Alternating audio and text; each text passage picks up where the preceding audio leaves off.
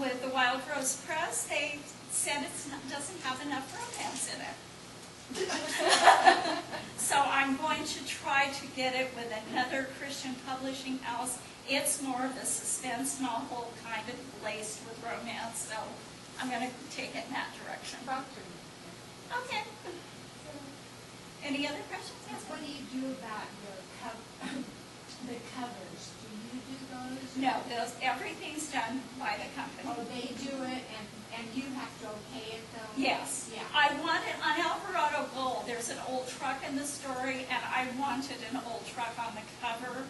And that is so much like the Texas plane where the story took place. And when I got that, I was just, oh my gosh. I had to change the truck. I had it in 1949 Chevy. That's a 1935 Ford. I changed the story to match the cover.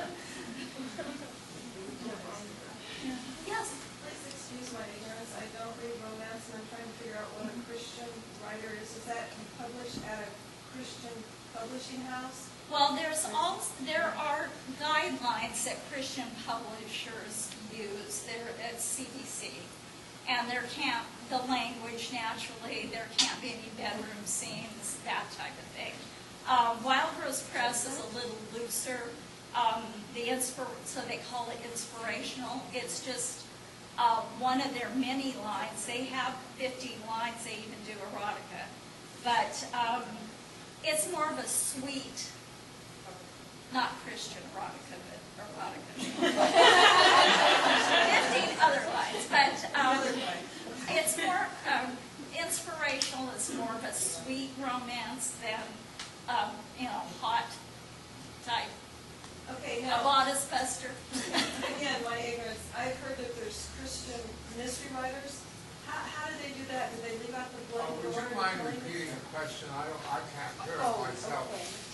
Sorry, Yeah, I should put on you're my, right. use my acting voice. No, when you ask a question, she'll repeat it. Okay. I forgot what my question was. Mystery, I'm sorry, it's not your field, but mystery, Christian mystery, do they leave out all the blood and gore? I mean, how does that, do they have those?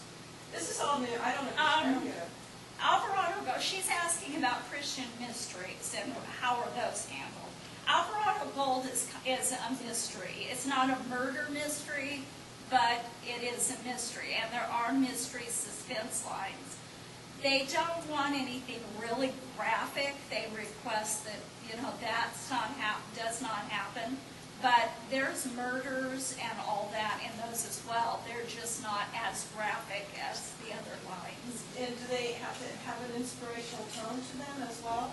Usually, a lot of them like to see that the hero or heroine is struggling with some kind of consequence, moral consequence, that type of I thing. mean, like the old drunkard guy who loses access? Yeah. Okay. Thank you. Any other questions? Yes. Since this has a lot of genealogy in it, does it have a glossary in it? It has doesn't have a glossary, but it has a family tree in the front of it. So you actually pointed out what's actually nonfiction, what's fiction. Oh, no, I did not. So it presented as though it were fiction. Yes, it's fiction. Because we aren't actually sure that what was buried was gold. Because nobody ever found it. Yes? I had a question. Obviously, you did a lot of research to come up with, your premise and everything. How once you did all that research, how did you get it all together to make this story? Were there different formats you used? Well, when I write... Repeat the question. Okay. She's asking me how I did the research and how I worked it into the book. I had been researching my genealogy for a long, long time, 10 years when I started this. And so I had all that in the back of my head and I knew it. But like Cairo, I didn't know anything about Cairo. And even Rachel, I didn't know anything about the certain time periods. The internet runs all the time when I'm writing. So if I need to know something, I stop and research it there. But as far as the family history, that's, that's in my head. And it just pretty much flowed out. But Donnie, who's the missing cousin, is a cousin we've lost contact with.